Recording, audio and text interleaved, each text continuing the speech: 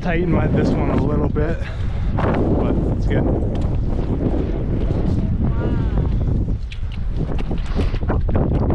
That's cool.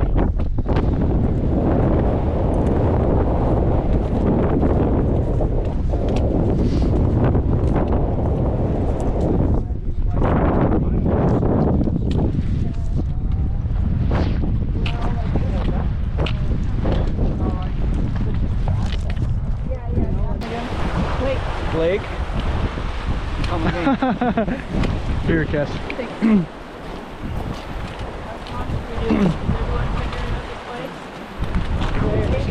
Blair Bear, we're on the move.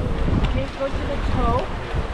So your color coordinated shape, you want that on the front? Thank you. Yeah, so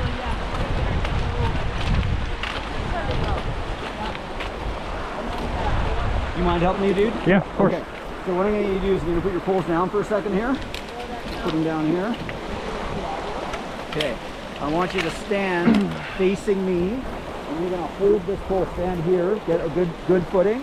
Hands underneath the pole, nice. And just a little closer to the bridge. Okay, you wait there a moment.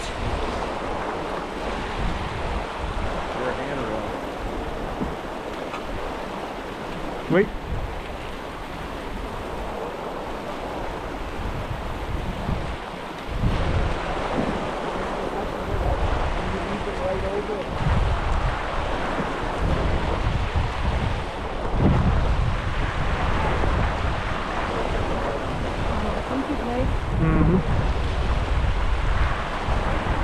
Good job, Nick. We'll see you later. Put your end down, my friend. Grab your poles. Okay. Around the cap. Carefully. Nice. Thanks, brother. I appreciate Yep, it. no problem.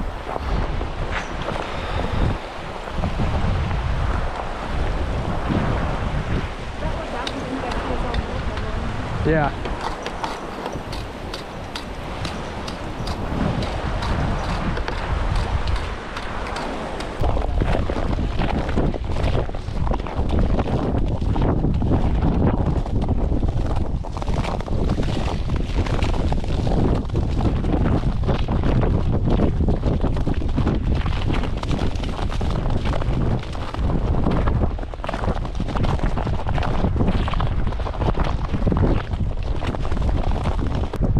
You may have noticed that there are some lines kind of crossing the glacier, and some of them even have a little bit of a step up. You have to step up above the line kind of thing.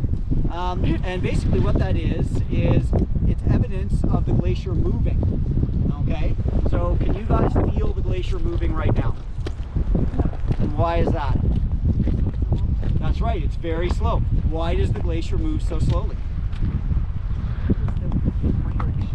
Because it's a government glacier. Because the terrain under the glacier is relatively flat.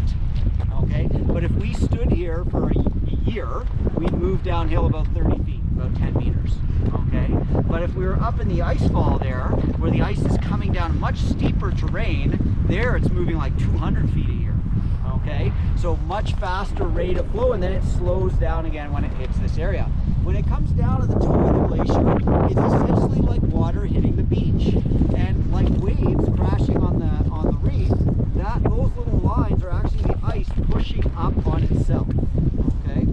Now we know a lot about this glacier in terms of depth, in terms of movement, because it's one of the most highly studied glaciers in the world. Okay. So Dartmouth College, Appalachian State, University of Alaska Fairbanks, Saskatchewan University, a whole bunch of schools have ongoing studies here.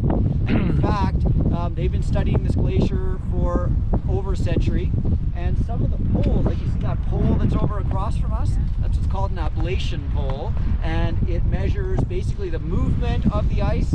But the pole that we used as a handrail there actually was inserted in the ice in 30-foot sections, okay, in the 60s, way up on the ice to measure the depth. And then those move downhill, and then as the glacier melts out, 30-foot sections melt out, and we carry them down, okay, and then we keep a couple of them for handrails. Right, it's all part of the same system. So would this be like a mini crevasse then? Okay, so crevasses form, go on down, Blake. Crevasses form where ice flows over cliffs. So if you look up at the ice fall, there's crevasses, okay? Okay. And crevasses form where the ice is pulled apart like a Snickers bar over a cliff. Seriously, we used to demonstrate this before COVID with Mars bars and anybody would keep them. Anyway, tough times. Beautiful, eh? Yeah. Beautiful blue. It's nice if you take your sunglasses off, you can see a bit more of the blue. Whoops.